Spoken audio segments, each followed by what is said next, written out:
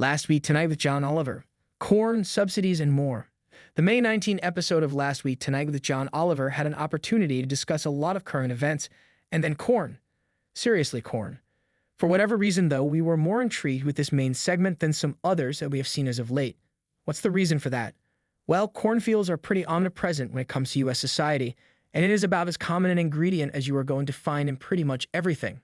Of course, one of Oliver's best skills is to be able to take a subject that is so extraordinarily broad and break it down in a super granular fashion, but he absolutely did here.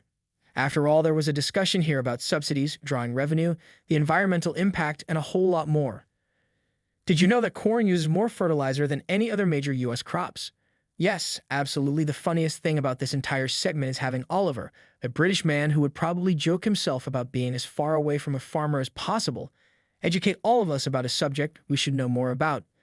Given how much of America is made up of farmland, why do we know so little about it? We do think that we learned a lot from watching, but admittedly, what we'll probably remember most about this segment is the absolutely insane news clips that Oliver and his producers managed to find.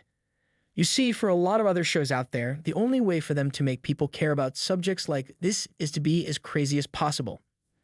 As for what tonight's episode also contained, we do think that there was a pretty important piece about German politics that was worth paying attention to, and is also pretty dense and difficult to explain here.